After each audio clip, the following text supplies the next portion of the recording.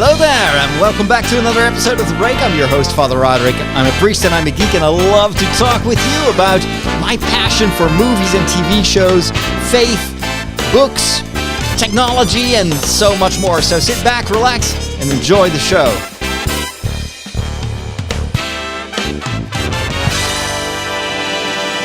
As always, I'm streaming this live on YouTube, on Facebook, and on Twitch. And if you would like to actually join the live community, then we have an appointment next week, not on Wednesday. I'm recording this right now on Wednesday, but I'm going to do this on Mondays. Mondays at 6 p.m. Central European Time, which is noon Eastern Time and 9 o'clock in the morning Pacific Time.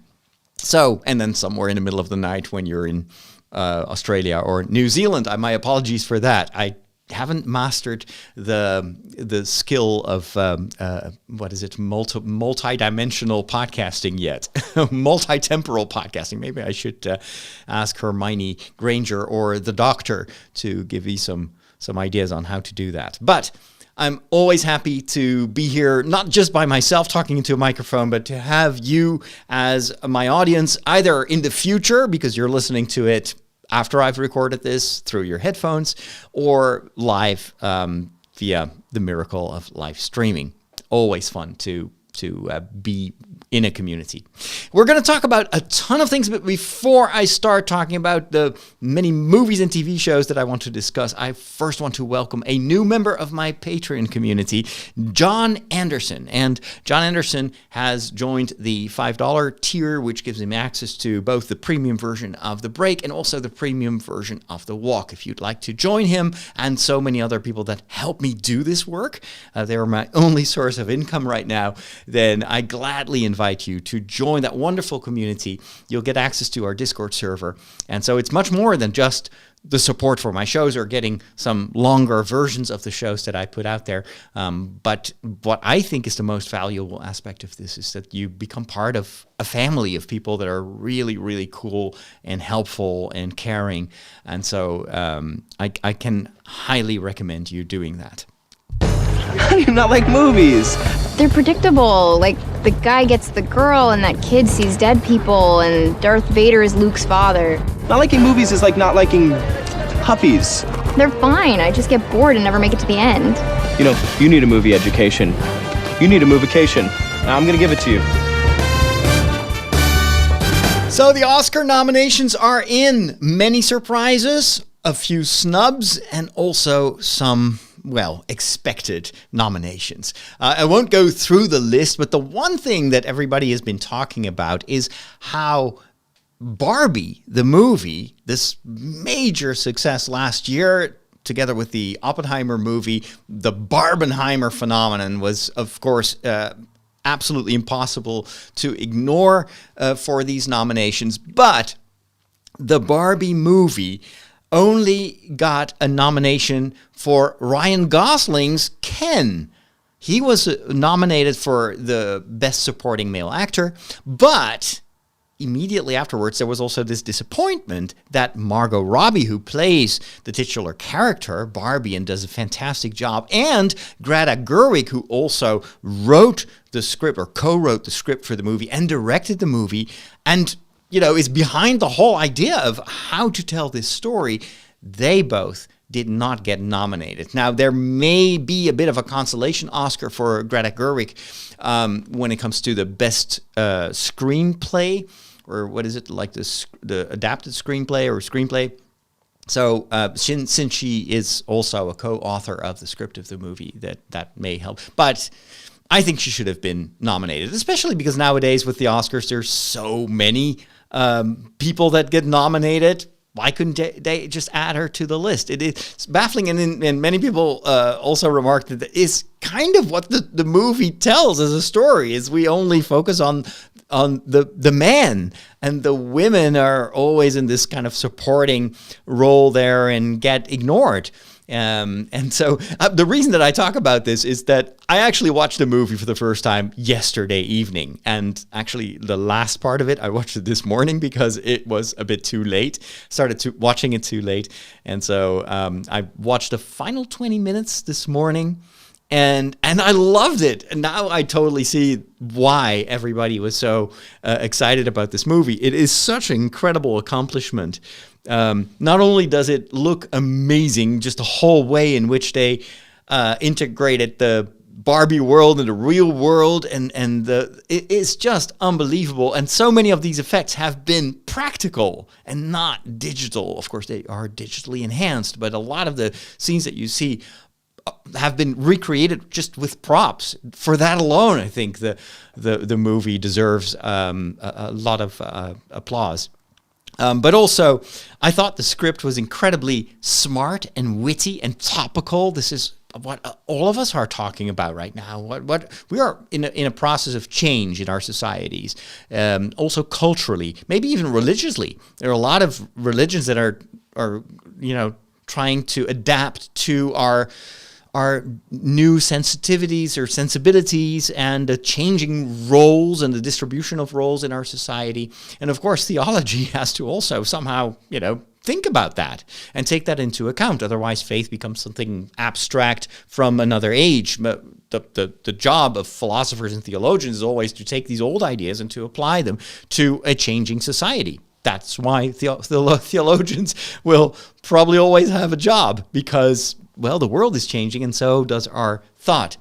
And in my church, the Catholic Church, there's a lot of reflection and discussion about the role of women that in a certain way is very parallel to the discussion that you see in the Barbie movie. But I thought that they did it in a very nuanced way and also with enough humor to not make it too heavy-handed, too over the top. And there were just a few moments in this movie where I was laughing out loud. There are a few moments where they break the third wall, or the fourth wall, I should say, and there are these meta commentaries, and it's just so witty and so smart and so funny. And it's also a movie that actually, after having seen it, I was like, I need to watch it again, because I just couldn't take it in. There was just so much in terms of the visual aspects, the acting, the story, and then the meta story, the deeper meaning of these stories, of the story that's told. I definitely want to rewatch it. In fact, I am certainly going to rewatch it, maybe even tonight, because I saw, and this made me super excited, that this is on HBO Max in the Netherlands. So Max in the rest of the world, for some reason, Max, they are unable to get the license to use the word Max, because we have actually a broadcasting company in the Netherlands that is called Max, and they have the rights to that name. So here it's still called HBO Max. But what I saw after finishing the Barbie movie, there was another option to watch the same movie, but this time with director's commentary. So it is Greta Gerwig who is commenting on her own movie. And this is something that makes me very excited, because I thought that we'd seen the end of these director's commentaries. This was a thing that was so common on like more expensive DVDs and Blu-rays. They would add these extras like behind the scenes and interviews with the actors and with the writers, the producers. They would show you how they did the special effects, etc. And then my favorite type of Blu-ray and DVD were the ones that had one or even multiple audio commentaries. And I'm so sad that I actually got rid of a lot of DVDs that had audio commentaries on my favorite movies, thinking, I'll get them on Blu-ray, only to discover that the Blu-ray version didn't have the director's commentary. And then later on, when everybody moved to streaming, there were no extras. Maybe a trailer or something like that, or a very short featurette like the ones you see on Disney+, but nothing compared to what I loved so much about physical media, is to have so much background information. For me, as a fan of not just the movies, but also the movie-making process, as a writer and creator myself, that's always where I learn so much about the art of storytelling. So I was so elated to see that there is now actually a way to watch the director's commentary via streaming, and I hope that a lot of other streaming platforms are taking note that this is a way to. I mean, if Max is going to continue to do this, I will stay subscribed because I love this and there's no other way for me to access this kind of content. So hopefully they will see that there is value in actually bringing us more information about the creative process behind the movies and TV series that we love. So I'm definitely going to watch it again.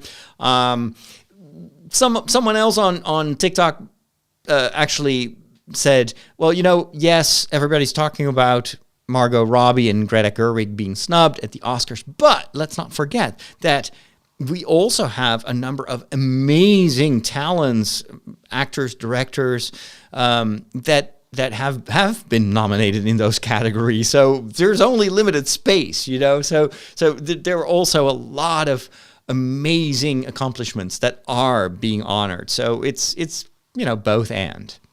So we'll see what the movie will do. I was also happy to see that 2 of the songs of the movie were nominated. There's this song like I'm Just Ken, which is a song that I really didn't care for. It's just not my type of music. I was like, okay, get it over with. It was a long musical number in the movie, and no. But the other song it's my favorite song. It's been in my head for months now, ever since it came out. And I started listening to the music way before I watched the movie, of course. Is the Billie Eilish song, What Was I Made For? What Am I Made For? And that's just not just a haunting, beautiful melody, but it's also the lyrics are amazing. It's almost like a meditation on who are we, what's our identity, and that's the final part of the movie that I think elevated the whole story to a different level.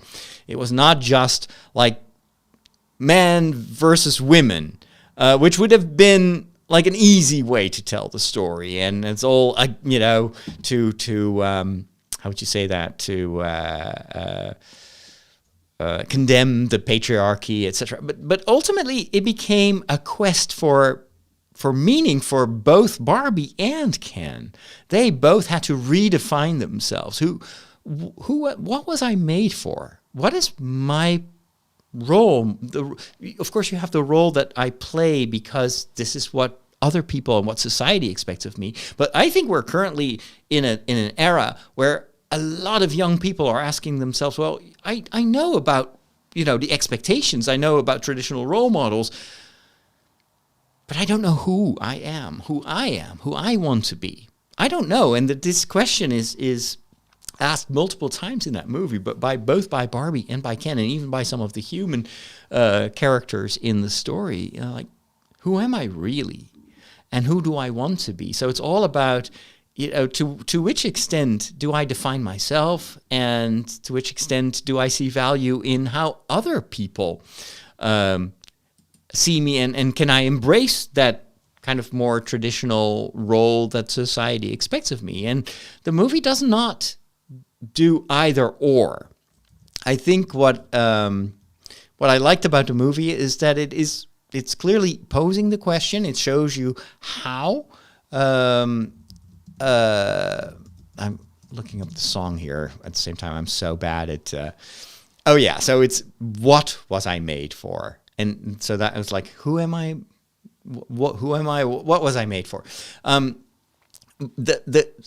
see the characters answering that question to a certain extent, but it's also a question that at least lingered in my mind after watching the movie. Is like, as a priest, for instance, you have a lot of expectations from people, and it's something I deal with every Sunday after Mass when I meet my parishioners, and you see that they all have different ideas of who I should be.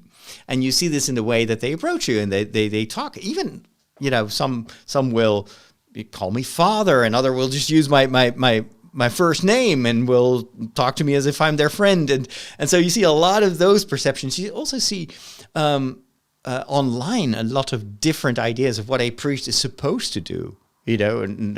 I still remember vividly the criticism that I got from fellow priests, from people in the diocese, and also from people that stumbled upon my blogs at first about Star Wars, and later on my podcasts and my videos, challenging what I did, telling me, well, that's not the role of a priest. You should be praying, you should be visiting the sick, you should be celebrating liturgy, etc. And so I didn't fit that kind of format, that idea that they had of what a priest should be. And so that was a moment where I was challenged to ask myself the question, what was I made for? And can I be a priest in my own personal way and at the same time still fit the definition of what a priest is supposed to do? So there's always a negotiation going on. And this is true for priests. It's also true for any role that you play in your life, whether you're a mother or a father, or you are a teacher, or I don't know, any role, or a student. And even in the way that we define the way in which we are in which we are either a woman or a man, or maybe we don't know exactly who we are. There are a lot of questions that our society is struggling with, and I think it's what this movie conveyed to me. This is how I watched this movie: is the moment you start creating all these closed containers, and you put people, like, you are Barbie, so you should behave like this, or you are Ken, and so you should be this. If we start to do this in our real life, that is where people get stuck. And because there's always, there are the roles, there are the expectations, there is also maybe a vocation in our lives. And the traditions can be very useful and very good, but they should never become an obligation, because people are so diverse and different and multifaceted. So I never felt that I fit into the role that other people gave me.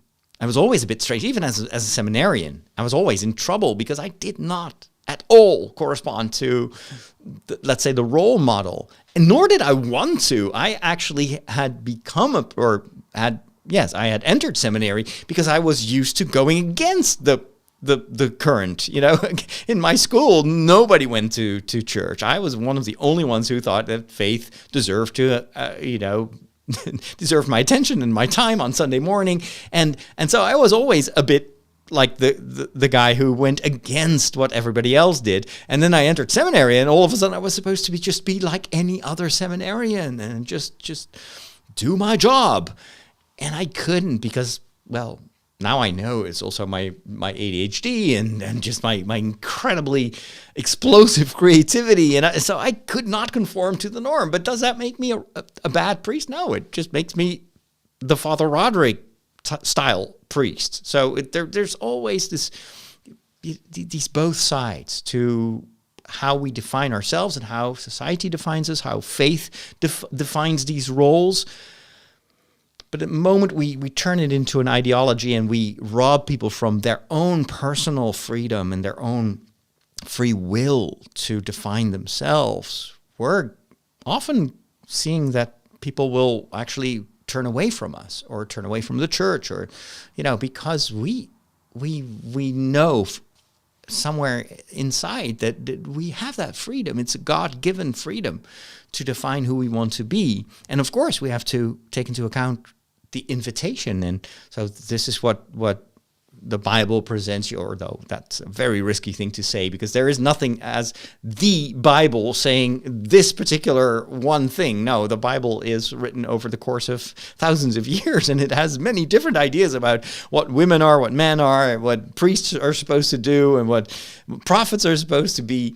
And you see in these Bible stories always also the same negotiation. Think of the prophets, are always like, they're called, and then their first reaction is not, okay, I'll just be an obedient prophet. No, most of them react like, what the heck? I'm supposed to be a prophet? I didn't think so.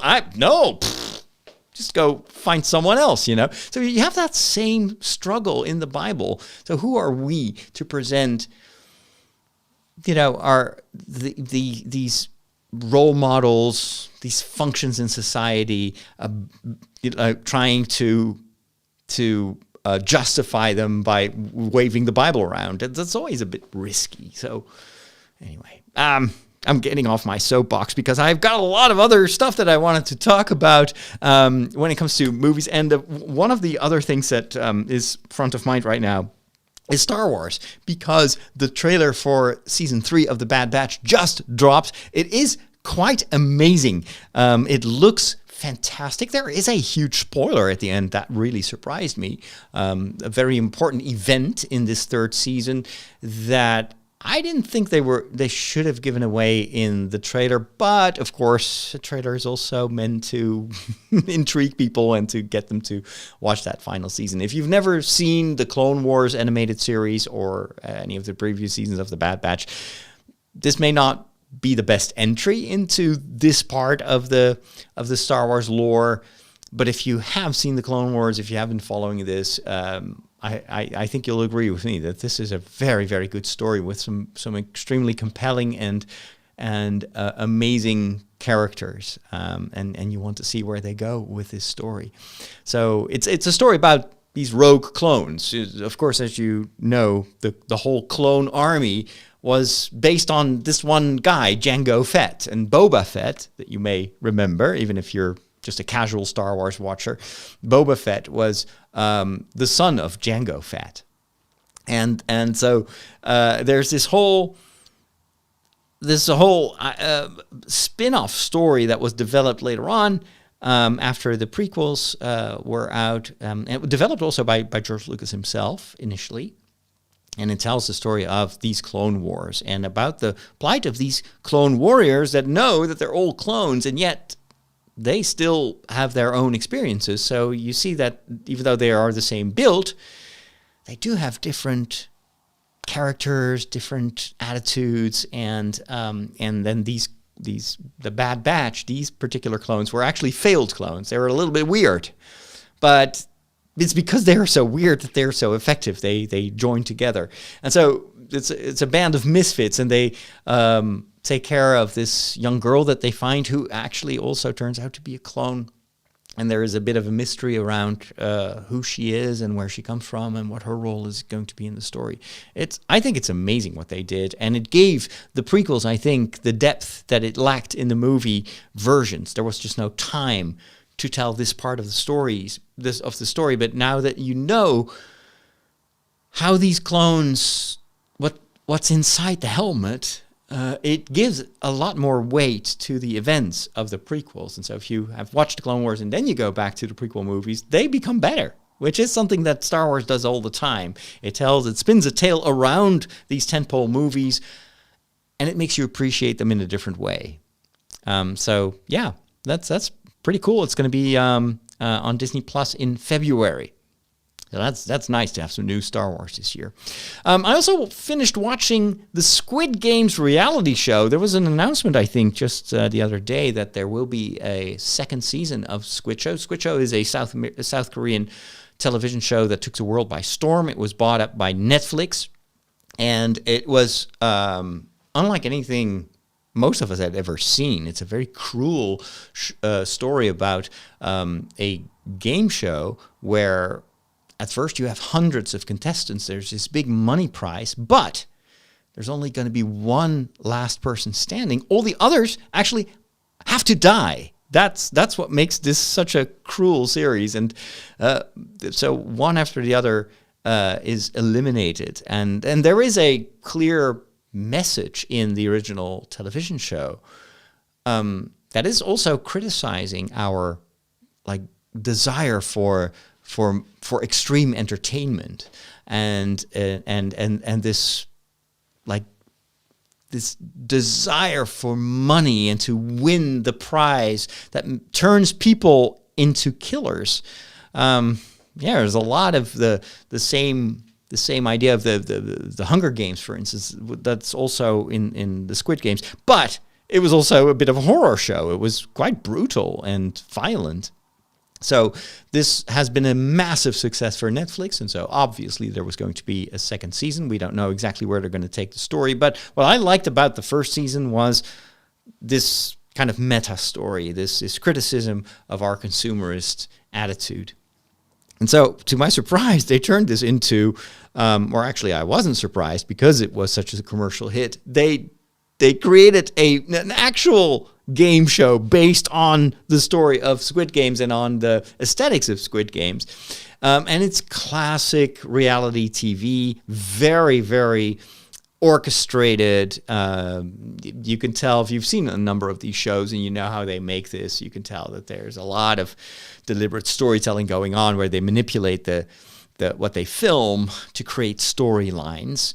And they do it very artfully. This is, I feel, very American style of television.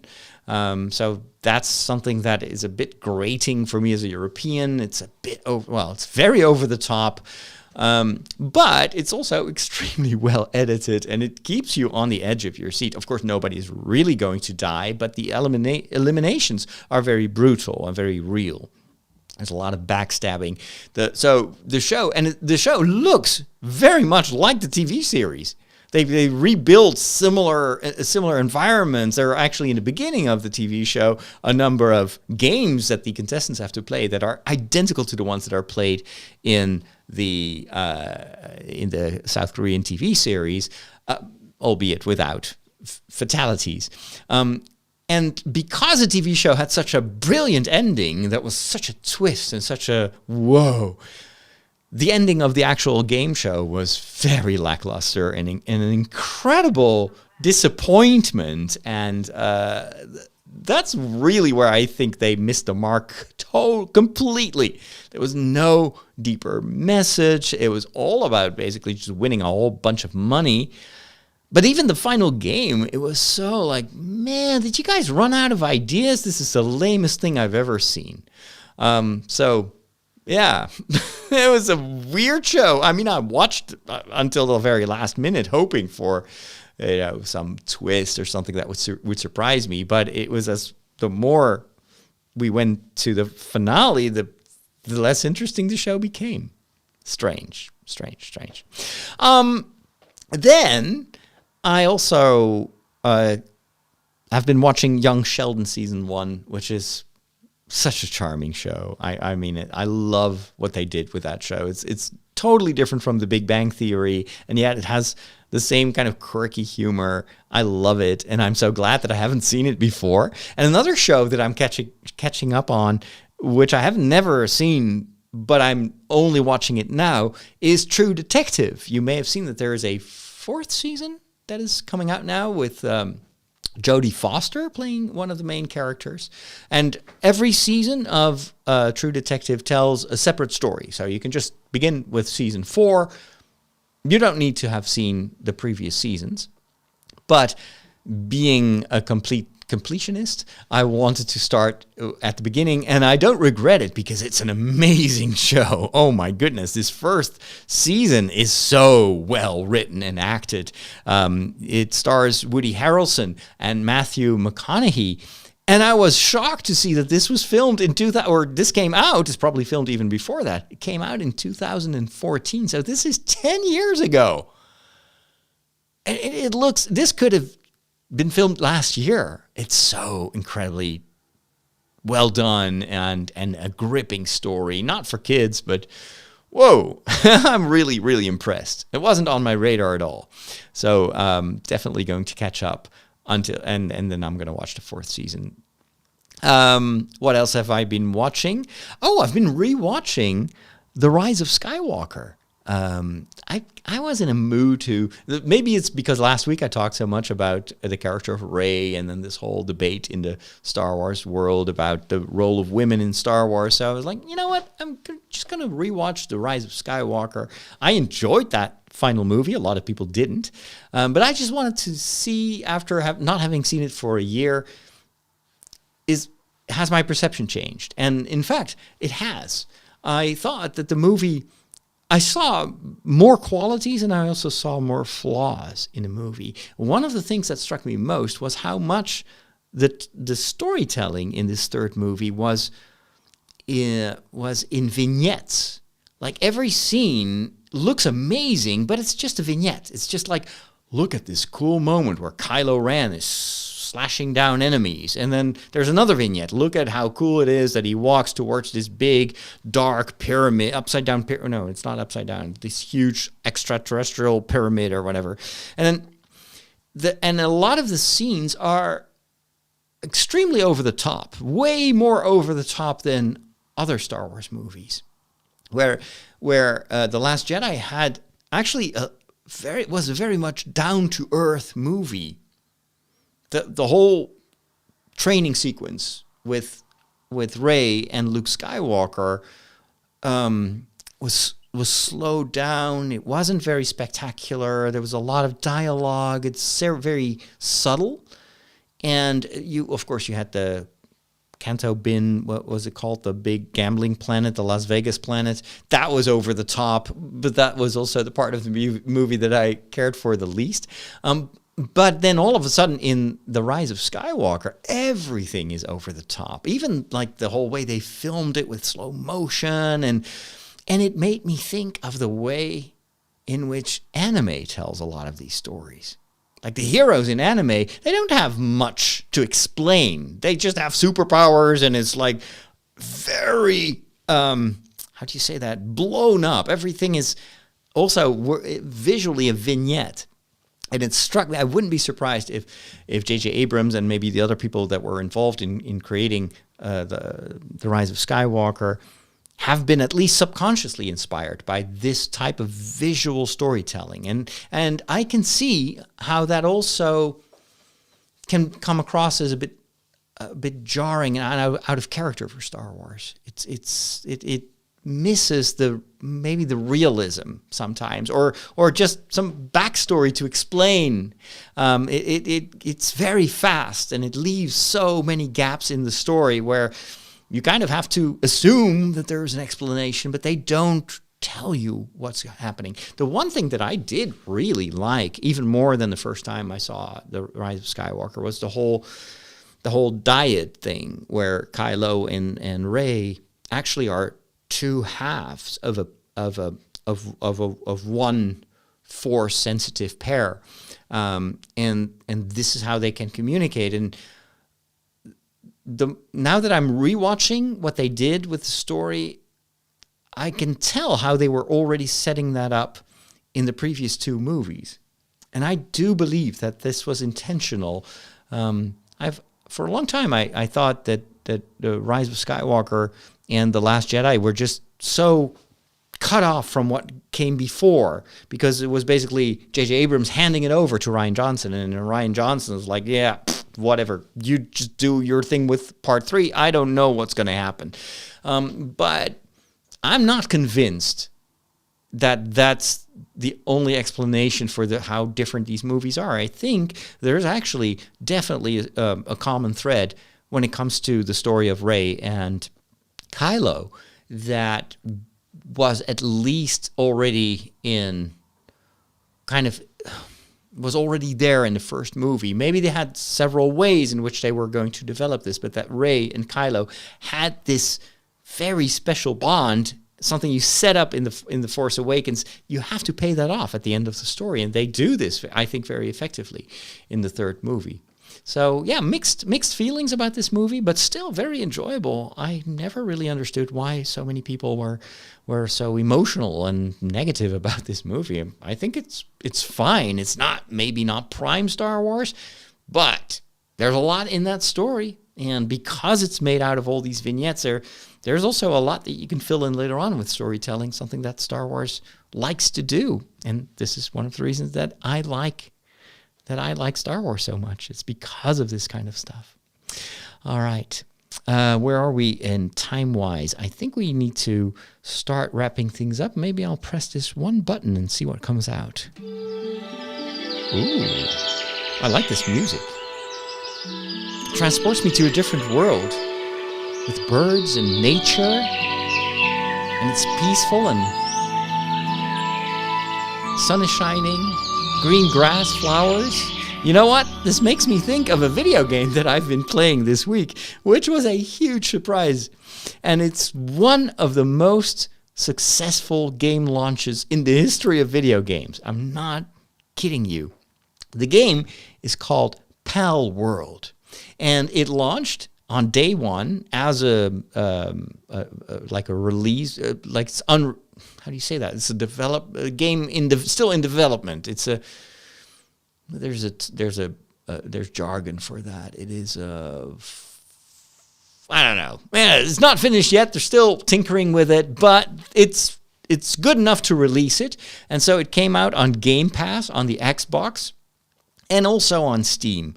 And it became a massive hit on Steam. Millions and millions of people bought it on day one and have been playing it concurrently. They can see which games people are playing, and this went way beyond anything they've seen for other games before.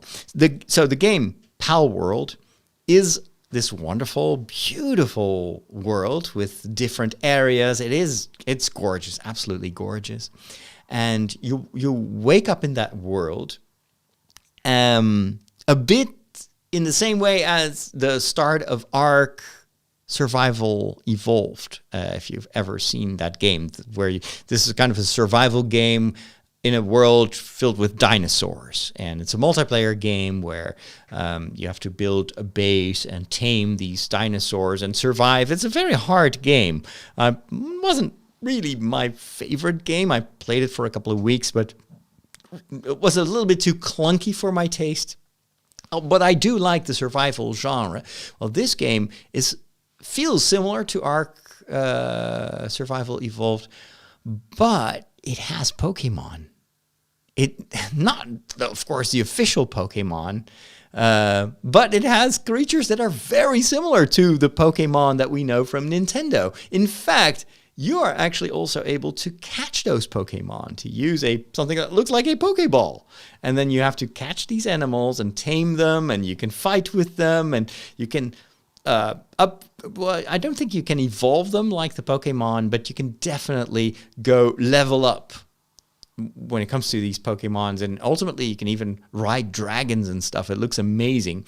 And it's a fun game that is like surprisingly close to Nintendo's intellectual property. So Nintendo has been sending a cease and desist to a guy who developed a mod for the game, so a modification that would replace the fantasy creatures by real Pokemon, of course, thereby using copyrighted stuff. So Nintendo was immediately on top of that, but they haven't really taken any measures against Palworld.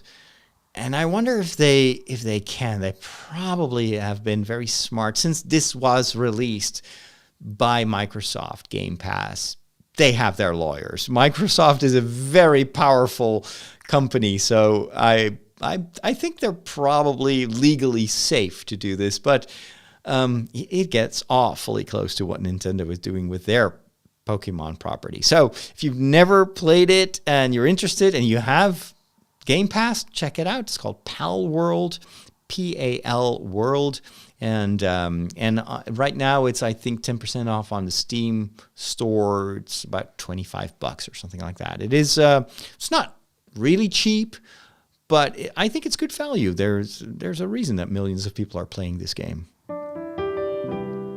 That wraps it up for this episode of The Break. Thank you so much for listening, and of course, again, a warm welcome if you want to join my Patreon community. I'm also developing a coaching business right now, and it's tied to what I do in podcasting. I've always tried to be a pioneer in the world of social media, and from podcasting, I evolved to YouTube and TikTok and storytelling in general. I've worked in television, and I'm helping people and institutions and organizations to learn from that process, and if they want to get their story out and to tell that in a convincing and an appealing way, then I'm there to help them if they want to. So if you're interested in that, just send me a note and I'll tell you more. There will be a website also. We're working on developing a brand new Father Roderick website, which is going to integrate all my coaching and the podcasting and the community aspects of it. But that's still going to take a lot of work, so you'll have to be patient a little bit.